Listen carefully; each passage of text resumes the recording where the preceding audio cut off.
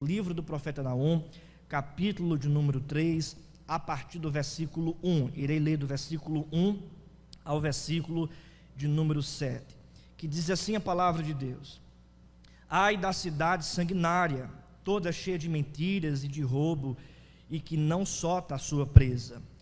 Eis o estalo de açoites e o estrondo das rodas, o galope dos cavalos e os carros que vão saltando, os cavaleiros que esporeiam, a espada flamejante, o relapejar da lança e multidão de traspassados, massa de cadáveres, mortos sem fim, tropeça gente sobre os mortos.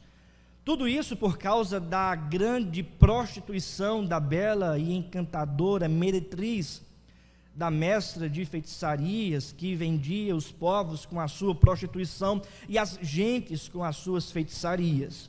Eis que eu estou contra ti, diz o Senhor dos Exércitos, levantarei as abas da tua saia sobre o teu rosto e mostrarei às nações a tua nudez e os reinos as tuas vergonhas.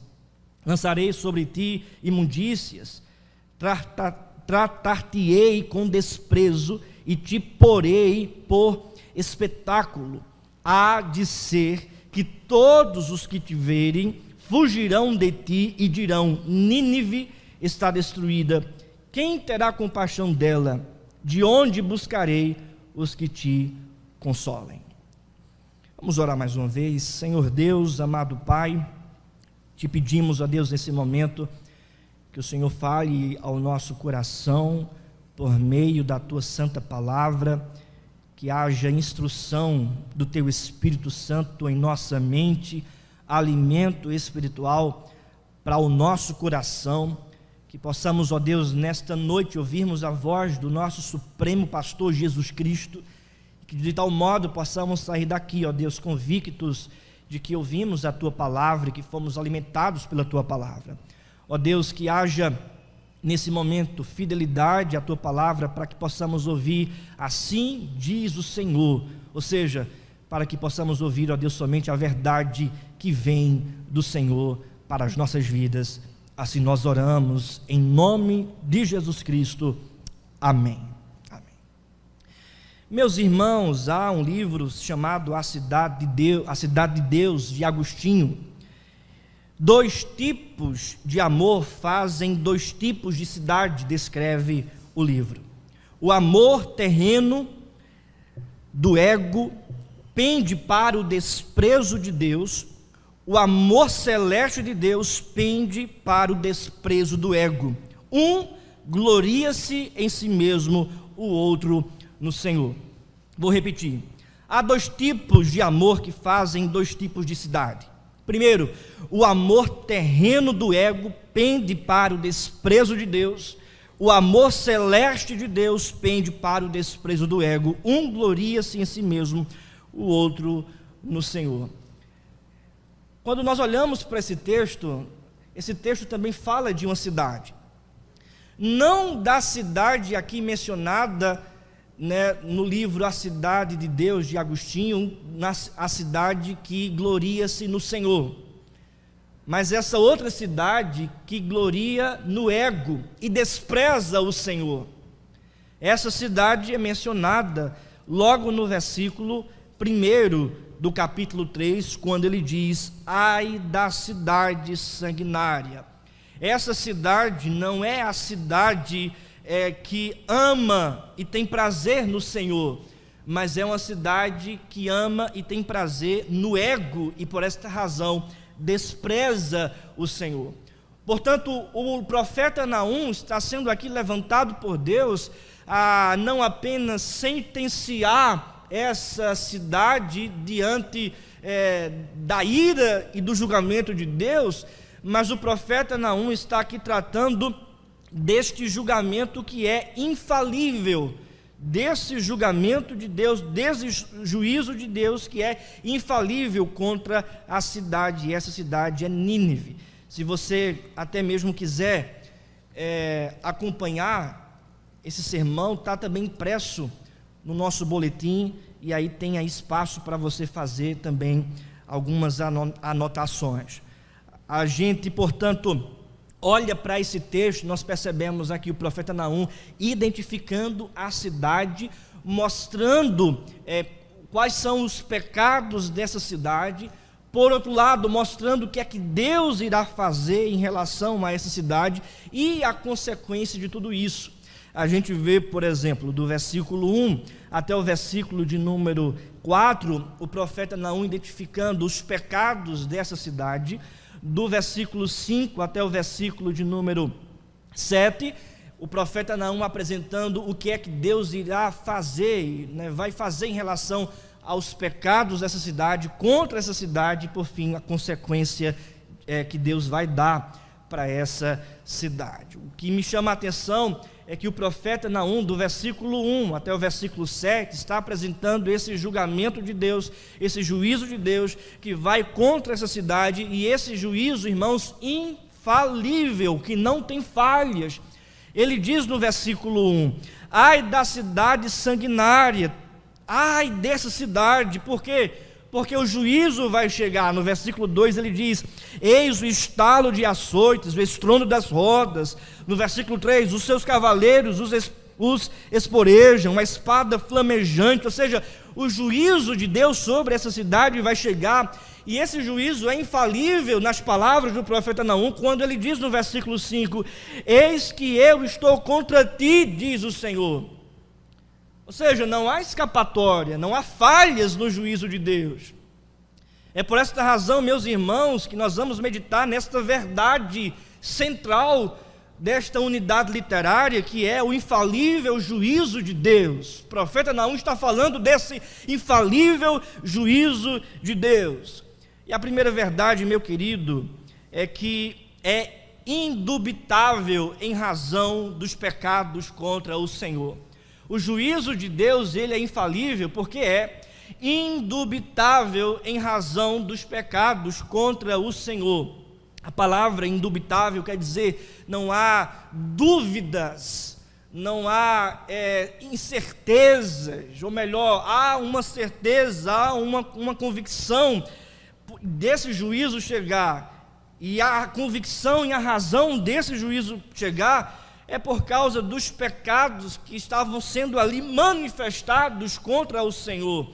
E o profeta Naum, portanto, fala desses pecados nessa primeira parte do versículo 1 até o versículo 4. Ele diz: ai da cidade sanguinária, ai da cidade sanguinária.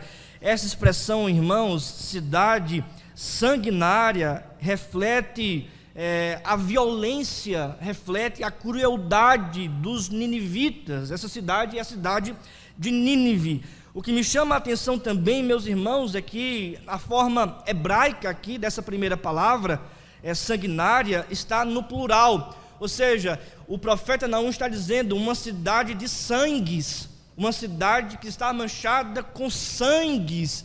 Em outras palavras, meus irmãos, o profeta Naum está dizendo que há naquela cidade muita violência, muito sangue foi derramado, muitas pessoas foram cruelmente assassinadas. Ou seja, há uma injustiça que norteia aquela cidade. O pecado, irmãos, aqui apresentado, o primeiro pecado aqui apresentado é o pecado da violência, do derramamento de sangue, da injustiça, de fazer justiça com as suas próprias mãos. Essa cidade, ela é, portanto, chamada de cidade de sangues, ou, aqui no texto, cidade sanguinária. Quando a gente olha, irmãos, para os nomes da cidade, quando as cidades começam a surgir no Antigo Testamento, a primeira menção de uma cidade, na Bíblia, informa que foi edificada por Caim, e Caim deu o nome dessa cidade, o nome do seu filho, está lá em Gênesis capítulo 4, versículo 17. Este ato aparentemente simples de dar o nome daquela cidade ao seu filho, na verdade representa uma consagração do trabalho de suas mãos ao homem, ou seja, uma consagração ao homem, não a Deus, um louvor ao homem e não a Deus. A gente vê, por outro lado, a partir da descendência de Sete, ou seja, dos descendentes do povo de Deus, aqueles que formavam ali, fundavam a cidade, eles colocavam o nome em relação à glória de Deus. Os descendentes de Caim não. colocava o nome em uma referência à sua própria glória. Aqui, irmãos, na cidade de Nínive tem a referência, ou seja, é uma cidade que manifesta a sua crueldade, e o nome dessa cidade, apresentado pelo profeta Naum, que é boca de Deus, é uma cidade sanguinária, uma cidade de sangues. Essa mentalidade, irmãos, sanguinária, é denunciada por questões que se relacionam com o sangue, com o derramamento de sangue. Ele diz, cheia de mentiras e de roubo, que não solta a sua presa. Então você vai perceber o profeta Naum falando de outros pecados, além desse derramamento de sangue. Ele fala que é uma cidade cheia de mentiras, ou seja, não é apenas uma mentira aqui e acolá, mas ela vive na mentira, ela é cheia de mentiras e de roubo, diz o profeta Naum, e que não solta a sua presa. De acordo com alguns historiadores, irmãos comentaristas, comentando esse texto, falando da cidade de Nínive, eles dizem que essa cidade era uma cidade muito cruel, que perseguia as nações ao redor, que fazia dessas nações ao redor sua própria presa, seu próprio mantimento, seu próprio sustento. Judá, irmãos, Jerusalém, estava subordinada à cidade de Nínive. Nínive sugava os nutrientes, a riqueza do povo de Deus de Judá. Judá, irmãos, era oprimida por essa cidade, pelos assírios. A gente percebe que essa cidade também aqui é identificada como uma cidade de roubo e que não solta a sua presa. No versículo 2 ao versículo 3, o profeta Naum fala desse juízo infalível que virá, e no versículo 4 ele diz, tudo isso por causa da grande prostituição da bela e encantadora meretriz. Ele está dizendo, o juízo vai chegar sobre vocês por causa dos pecados contra o Senhor. Uma cidade sanguinária, uma cidade de roubo, de injustiças, uma cidade que não solta a sua presa, impiedosa, uma cidade que é marcada pela prostituição. Ele diz isso no versículo 4, tudo isso por causa da grande prostituição. Em outras palavras, ele está dizendo, o juízo vai chegar por causa dos pecados manifestados entre vocês contra o Senhor. Prostituição da bela e encantadora meretriz, da mestra de feitiçarias, que vendia os povos com a sua prostituição, e as gentes com as suas feitiçarias. Nós percebemos, portanto, o profeta Naum, irmãos, aqui abrindo a cortina e apresentando os pecados dessa cidade. A palavra, queridos, utilizada pelo profeta Naum é uma palavra bastante forte, que causa muito impacto. Ele diz, da grande prostituição da bela e encantadora meretriz. É como se o profeta Naum estivesse dizendo, o juízo vai chegar porque vocês vivem na prostituição, e essa cidade é uma prostituta, é uma meretriz. Essa cidade é uma cidade que vive nessa imoralidade sexual. Mestra de feitiçarias, que vendia os povos com a sua prostituição, mais uma vez, e a gente com as suas feitiçarias. É uma cidade idólatra, é uma cidade que procura outros caminhos e outros meios, outro tipo de espiritualidade não bíblica. É uma cidade que vive no ocultismo, na feitiçaria, que vive nessas práticas que não têm a aprovação de Deus. Pelo contrário, são práticas dirigidas pelo diabo. É uma cidade, querido, que o profeta Naum está aqui denunciando o pecado. O que me chama a atenção dessa primeira parte é que o juízo de Deus, ele é infalível em razão dos pecados contra o Senhor. É indubitável em razão dos pecados contra o Senhor. E aplicando isso para a nossa vida, meus irmãos, nós podemos entender que aqueles que vivem na prática do pecado, o juízo de Deus vai chegar sobre a vida deles, e isso é indubitável, não há dúvidas em relação a isso. Porque, como diz a palavra, Deus não vai inocentar o culpado.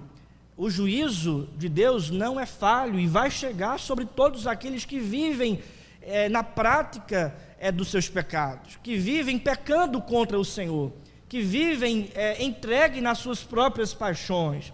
É isso que o profeta Naum está dizendo. Aqueles que vivem na prostituição, aqueles que vivem na prática de uma espiritualidade mística, de uma espiritualidade sincrética, aqueles que vivem na injustiça, aqueles que vivem na corrupção, aqueles que vivem na crueldade, que derramam sangue não apenas com os braços, mas com as palavras, aqueles que vivem dessa forma, o juízo de Deus vai chegar sobre essas pessoas, a menos que essas pessoas se arrependam dos seus pecados e creiam em Deus e creiam em Jesus Cristo. Essa é a palavra do profeta de Deus também para a nossa vida, que o juízo de Deus chegará, que Deus não vai inocentar o culpado, a menos que o povo se arrependa e creia em Jesus Cristo. A menos que isso aconteça, o juízo de Deus vai chegar sobre todos aqueles que não se arrependem e vivem ainda na prática dos seus pecados. O que me chama, meus irmãos, também a atenção é que todo pecado aqui apresentado está relacionado um com o outro.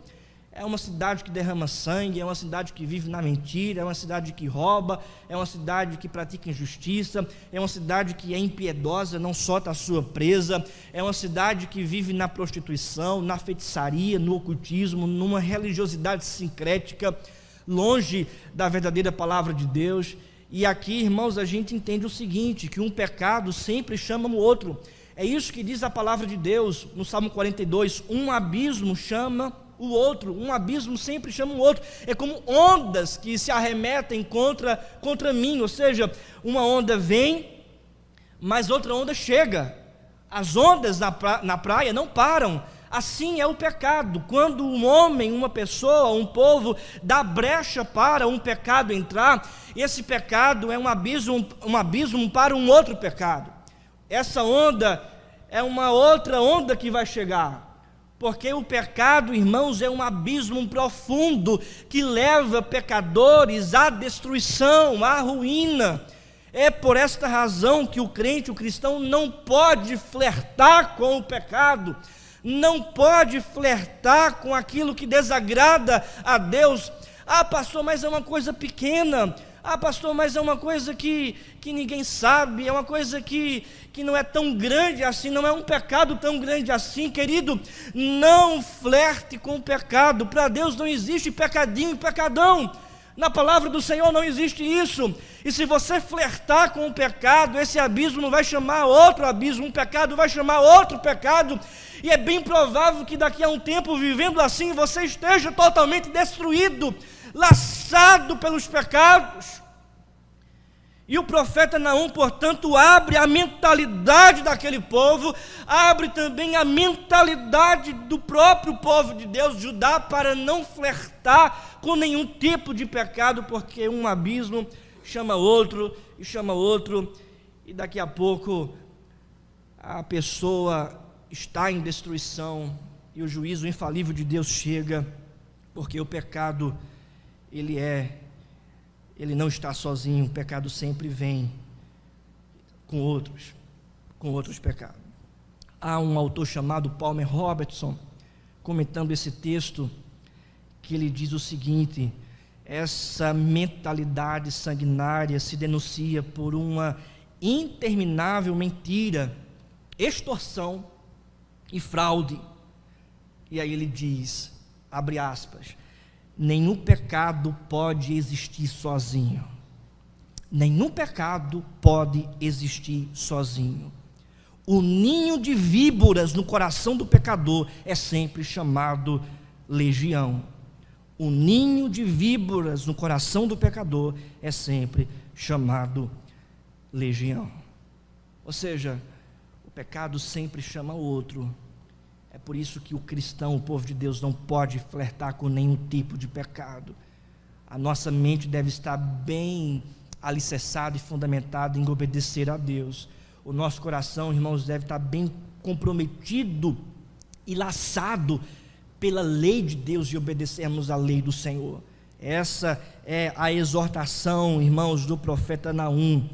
Olhem, ele diz, olhem aí para a cidade de Nínive, essa grande prostituta que vive na prostituição.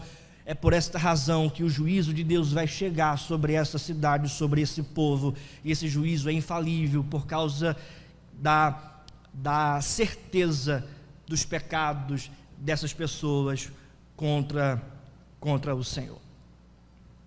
Contra o Senhor. A segunda verdade, meus irmãos, é que o juízo de Deus é infalível porque ele é indisputável em razão da oposição direta do Senhor. Ele é, em segundo lugar, indisputável em razão da oposição direta do Senhor. A palavra indisputável é que não tem como disputar contra Deus, não tem como lutar contra o Senhor. Não há disposição, não há força para lutar contra Deus. É por isso que é infalível o juízo de Deus, porque quando o juízo de Deus chegar, não há ninguém que possa lutar contra. E é exatamente isso, irmãos, que diz aí o texto, versículo 5, acompanhe comigo. Eis que eu estou contra ti, diz o Senhor dos exércitos. Levantarei as abas da tua saia sobre o teu rosto e mostrarei às nações a tua nudez e os reinos as tuas vergonhas. O profeta Naum está apresentando, portanto, agora, a partir do versículo 5, esse Deus que vai contra esse povo. Deus agora, irmãos, está indo contra esse povo. É por isso que é indisputável.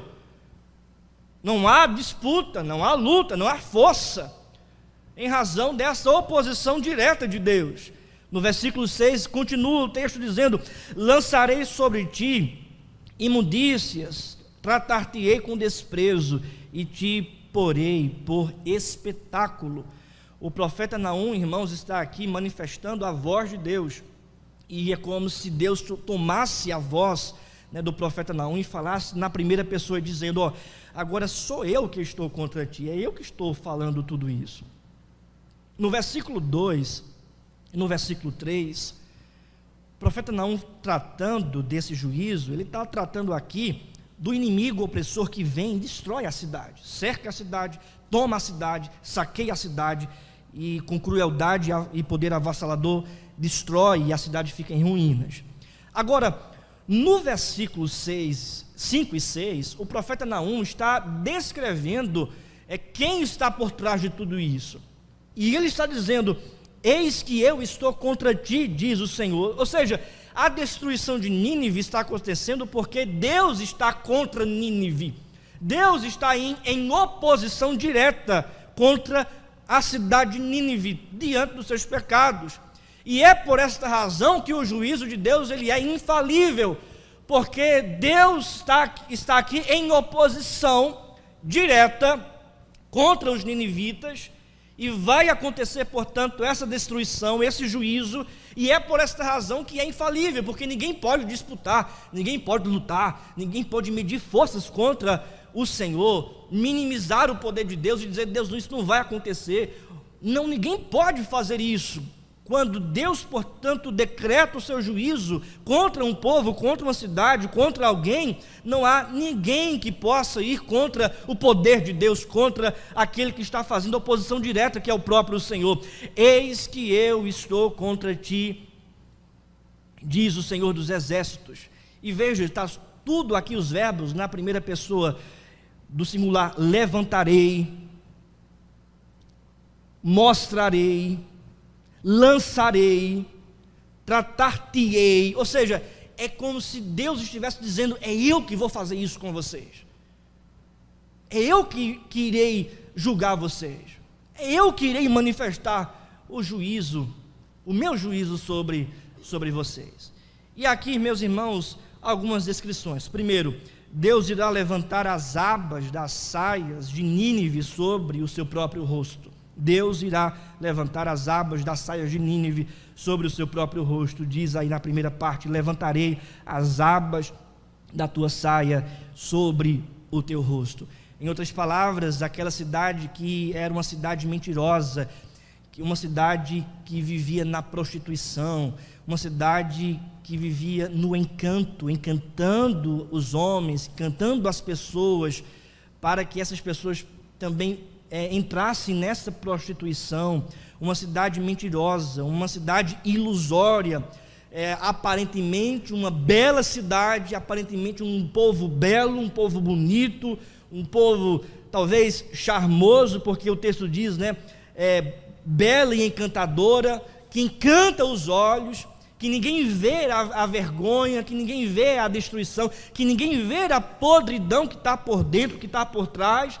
Mas o texto diz: eu vou levantar as saias e vou mostrar a tua nudez, eu vou mostrar a tua podridão, eu vou mostrar o que está dentro de ti, eu vou mostrar de fato a verdade. É uma cidade que vive na mentira, um povo que vive na mentira, um povo que vive em ilusões, encantos, um povo de aparência. Mas agora Deus vai mostrar o que está por trás desse povo, o que está dentro desse povo, no coração desse povo, a prostituição, a impureza, a podridão do coração deste povo. E aqui, irmãos, há um ponto importante, um ponto muito importante, é que nada pode enganar Deus, nada pode enganar o Senhor. Ele continua dizendo: eu vou mostrar sobre o teu rosto. Ou seja, você vai reconhecer também, você vai ver também a tua própria destruição, a tua própria podridão. Há um livro, irmãos, escrito, intitulado O Retrato de Dorian Gray. O Retrato de Dorian Gray. É um livro, um clássico, que fala sobre um jovem que vive uma vida promíscua, que vive uma vida entregue às suas próprias paixões, e que ele não envelhece. É um clássico da literatura britânica, não envelhece.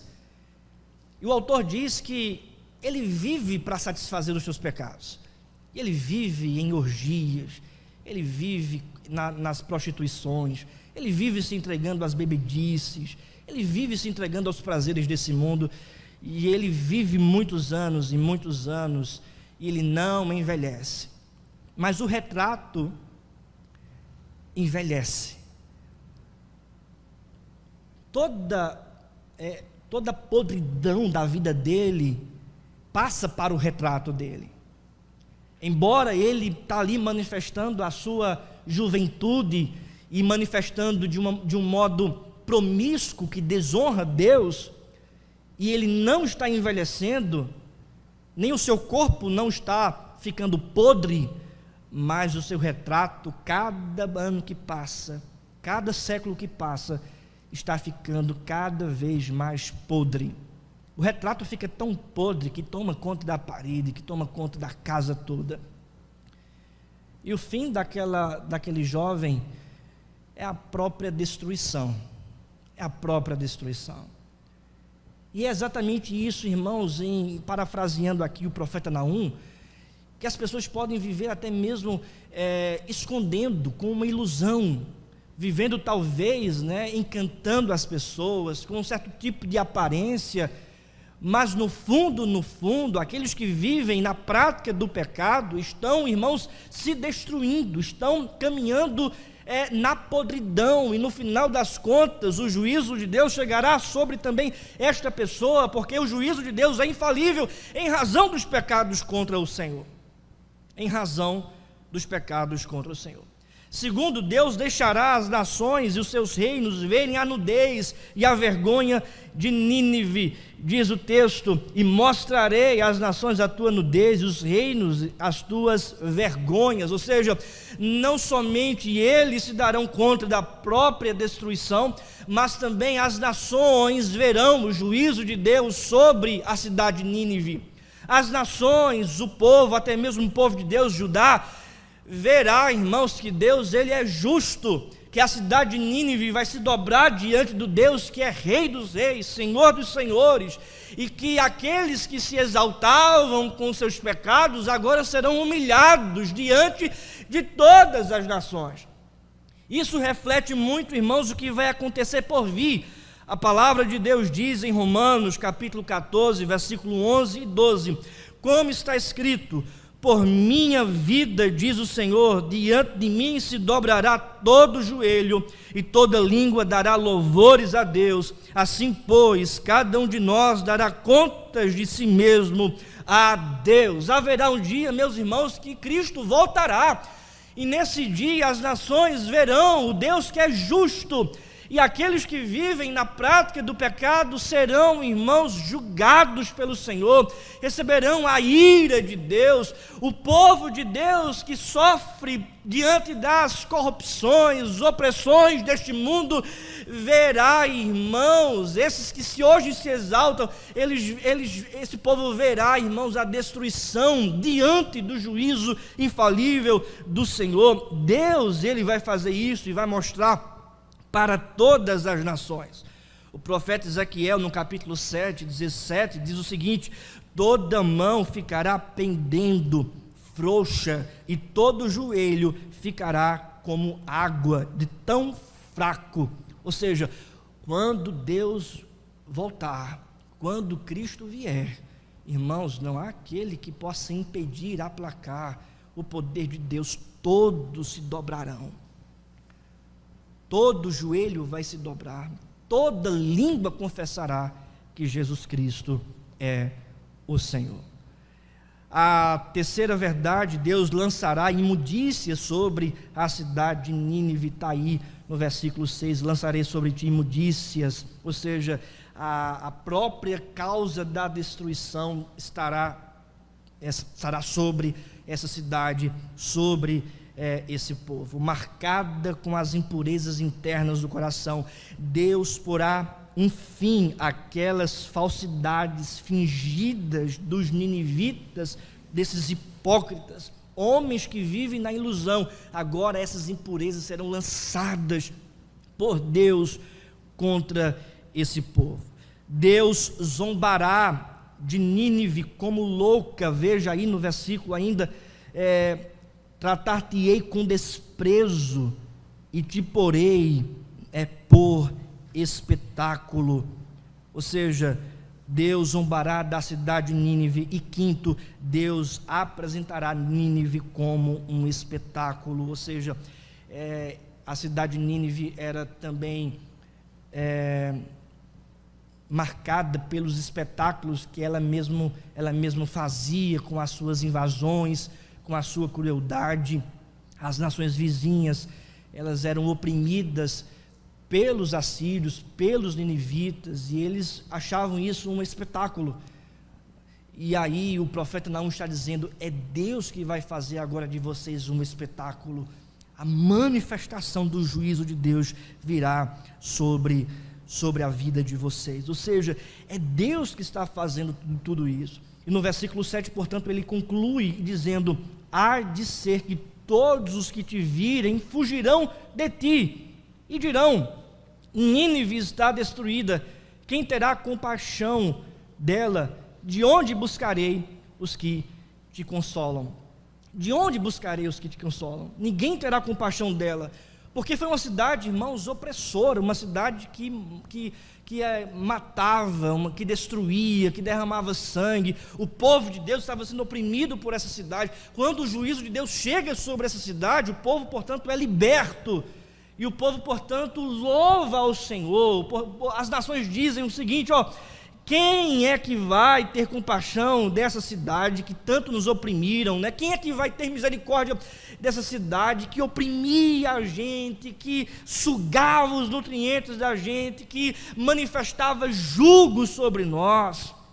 De onde buscarei os que te consolem? Ou seja, não há ninguém que possa consolar essa cidade, não há ninguém que possa intervir sobre essa cidade, porque Deus está contra essa cidade, ninguém pode ir contra Deus. Às vezes nós falamos muito isso, né? Se Deus é por nós, quem será contra nós? Mas a pergunta é: e se Deus for contra nós? Quem pode nos ajudar? Ninguém. Ninguém pode nos ajudar, e é exatamente isso que o profeta Naum está dizendo: ninguém vai poder ajudar aquele que vai sofrer o juízo infalível de Deus, a oposição direta do Senhor. É por esta razão, irmãos, que nós devemos pregar o Evangelho. Mateus capítulo 7, versículo 13 e 14 diz: entrai pela porta estreita, larga é a porta e espaçoso o caminho que conduz para a perdição, e são muitos os que entram por ela. Versículo 14: porque estreita é a porta e apertado o caminho que conduz para a vida, e são poucos os que acertam com ela. Ou seja, irmãos, existe uma porta larga para a perdição, e muitos estão entrando por essa porta do juízo infalível de Deus. Poucos são aqueles que entram por essa porta estreita que se chama Jesus Cristo e que recebem a vida eterna de Deus. Mas haverá um dia, irmãos, que essa porta estreita vai se fechar. Haverá um dia, irmãos, que os céus vão romper em glória, Cristo voltará, o juízo de Deus vai chegar e não vai ter segunda chance. O tempo é hoje de se arrepender dos seus pecados, de crer em Jesus Cristo, e essa é a mensagem mais importante que o mundo precisa ouvir, a mensagem do Evangelho.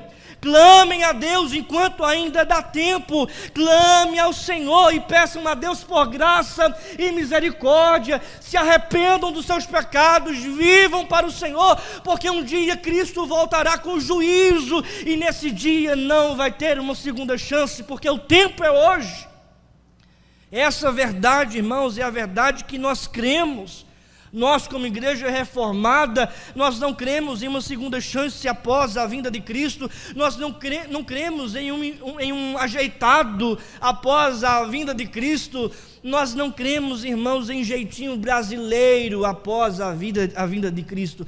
Quando Jesus voltar, aqueles que creem serão salvos, mas aqueles que não creem não terão nenhum tipo de jeitinho para poder entrarem no reino dos céus. Porque o próprio Cristo dirá: apartai-vos de mim, todos aqueles que praticam a iniquidade. Todos aqueles que praticam a iniquidade. Aqui está outro ponto importante, irmãos. Nós somos salvos pela graça, mas essa graça, ela nos orienta e nos confirma a vivermos em santidade. É isso que Tiago diz, né? Que a fé sem obras é morta. Não adianta você ser presbiteriano, ser um religioso, mas vive na prática da iniquidade. Você está sendo semelhante aos ninivitas, que enganam as pessoas, que vivem na ilusão. É encantadora, todo mundo vê a beleza, está aí, pessoas belas, religiosas, mas se você vive na prática do pecado, a sua fé não é verdadeira, o seu arrependimento não é genuíno. O verdadeiro arrependimento e a verdadeira fé é confirmado e é evidenciado com o abandono da iniquidade, com o abandono dos pecados e a obediência ao Senhor e a vida de santidade. O juízo de Deus chegará. Essa é a mensagem do profeta Naum. 3 implicações, irmãos, objetivas para a nossa vida diante de tudo isso. A primeira implicação: as aparências até podem enganar as pessoas, mas ninguém pode enganar a Deus com as suas aparências. Vou repetir: as aparências até podem enganar as pessoas, mas ninguém pode enganar a Deus com as suas aparências. A aparência aqui, irmãos, dos ninivitas enganavam as nações, enganavam muitas pessoas. Uma cidade encantadora, uma cidade bela, mas aí Deus, irmãos, levanta a saia dessa prostituta da cidade de Nínive e diz: eu vou mostrar a tua nudez. Em outras palavras, o que o profeta Naum está dizendo é que a cidade de Nínive poderia até mesmo enganar a todos, mas jamais poderia enganar o Senhor. Deus tudo vê. E essa deve ser a implicação também para a nossa vida. Nós não enganamos a Deus. Você pode enganar as pessoas com as suas aparências, você pode enganar as pessoas com a sua capa, você pode enganar as pessoas com o seu modo de vida, você pode enganar as pessoas com o seu modo de vestir, você pode enganar as pessoas com a sua vida religiosa, você pode enganar as pessoas com as suas palavras, mas você jamais vai enganar a Deus. Se você vive na prática do pecado, em pecados ocultos, Deus tudo vê, Deus enxerga e um dia vai pedir conta a você. Aqueles que vivem assim não se arrependeram genuinamente, não se converteram genuinamente, ou melhor, não foram transformados e convertidos por Cristo genuinamente. Isso, irmãos, é muito importante. Em 1 Samuel capítulo 16, versículo 7 diz: porém o Senhor disse a Samuel: não atentes para a sua aparência, nem para a sua altura, nem para a sua altura, porque o rejeitei. Porque o Senhor não vê como vê o homem vê o exterior, porém o Senhor vê o coração. Segunda implicação, meus queridos irmãos, o pecado até pode te dar privilégios nesse mundo, mas a ira de Deus irá se revelar contra aqueles que vivem na prática do pecado. O pecado pode até dar algum tipo de privilégios. E esses pecados deram privilégios, em certo sentido, para Nínive e os assírios. Eles expandiram o reino, eles expandiram a cidade, eles oprimiram as nações, eles sugaram a riqueza dos outros povos, incluindo Judá. Em um certo sentido, eles estavam sendo ali privilegiados, tendo algum tipo de vantagem em cima de pecados. Contudo, irmãos, o profeta Naum se levanta e diz: o juízo de Deus é infalível e chegará sobre vocês. Ou seja, não tem como escapar. Pode dar algum tipo de vantagem momentânea, circunstancial, que não traz nenhum tipo de paz ao coração do homem. Pode ter algum tipo de ilusão. Sobretudo, irmãos, essas vantagens ilusórias irão passar. A vida de pecado e prazeres pecaminosos é uma vida passageira comparada à vida eterna pós a vinda de Cristo. Ou seja, os pecados, queridos, por mais que ilusoriamente tragam algum tipo de vantagem para o pecador, o juízo, a ira de Deus irá se manifestar de modo eterno. De modo eterno. Embora o pecado traga tipo de vantagens ilusórias, momentaneamente falando, a ira do Senhor é uma ira eterna. É uma ira eterna, onde os incrédulos, aqueles que não creem, aqueles que vivem na prática do pecado, eles serão julgados e lançados no lago de fogo ardente. Serão lançados e condenados no inferno. E o inferno, irmãos, não é a ausência de Deus. O inferno é a presença de Deus. Na sua ira, Deus está manifestando a sua ira eterna contra aqueles injustos que vivem na prática da iniquidade. E a terceira e última implicação, meus irmãos, é que a cidade sanguinária pode até oprimir os verdadeiros cristãos. Contudo, os cristãos um dia entrarão na santa cidade celestial.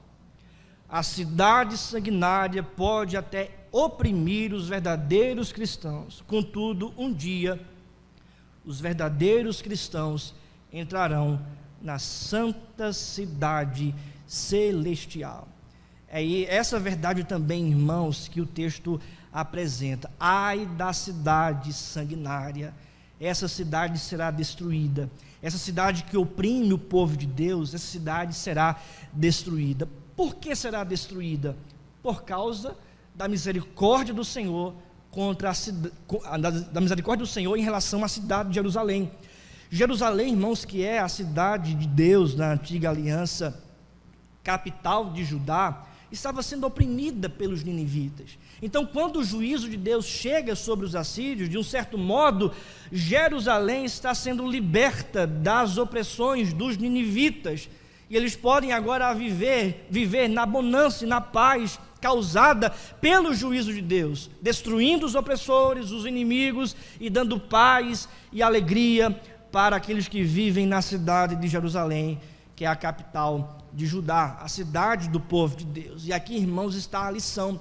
Nós vivemos nessa cidade, parafraseando o profeta Naum, uma cidade de prostituição, um mundo de prostituição, um mundo de ilusões, um mundo de injustiças, um mundo de catástrofes, um mundo de corrupções, de roubo. Irmãos, para onde a gente olha, a gente vê corrupção neste mundo, a gente vê desgraça nesse mundo, a gente liga o noticiário, a gente só vê e escuta coisas ruins acontecendo. É corrupção na política, é corrupção no judiciário, é corrupção na cidade, é corrupção até mesmo em outras áreas, é corrupção que a gente escuta até mesmo na cidade, de Caruaru, em determinadas áreas, em ambientes. A gente vê corrupção em tudo que é lado. Até tem pessoas que dizem que a corrupção é nata da cultura brasileira por causa de uma colonização portuguesa. A gente vê roubo em muitos lugares, a gente vê injustiça, a gente vê derramamento de sangue, irmãos, da nossa cidade. O mundo todo é assim. A gente vê crueldade acontecendo, a gente vê opressões acontecerem. Mas, queridos, diante dessa cidade sanguinária, diante deste mundo sanguinário, nós e todos aqueles que creem no Senhor Jesus, um dia entrarão na cidade santa, a cidade celestial, a nova Jerusalém, preparada para todos aqueles que creem. Nessa cidade santa, meu querido, as portas vão se abrir, nós entraremos ali e estaremos desfrutando da justiça de Deus, da paz de Deus, das benesses de Deus, da alegria que vem do Senhor, uma alegria eterna que não vai permitir choro, que não vai permitir dor, que morte não existirá, apenas uma coroa de glória, uma manifestação da presença eterna de Deus sobre nós vai invadir os nossos corações. É a cidade celestial, santa, que está sendo preparada para todos aqueles que creem. O próprio Jesus Cristo disse isso em João 14: não se turbe o vosso coração. Cristo iria morrer, seria condenado à cruz, diante de um mundo sanguinário, diante de uma Jerusalém sanguinária. Cristo foi à cruz. Os discípulos estavam em turbulência, diante da opressão dos fariseus judaicos, e Cristo disse: não se turbe o vosso coração, credes em Deus, crede também em mim. Na casa de meu Pai há muitas moradas. Se assim não for, eu não vos teria dito, pois eu vou preparar-vos lugar, para que onde eu esteja, estejais vós também. Essa é a nossa esperança. Eu gostaria, portanto, de concluir esse sermão dizendo exatamente isso. No livro A Cidade de Deus, de Santo Agostinho, há duas cidades, dois tipos de amor: o amor terreno, do ego, pende para o desprezo de Deus. O amor celeste de Deus, que pende para o desprezo do ego. Um gloria-se em si mesmo, o outro no Senhor.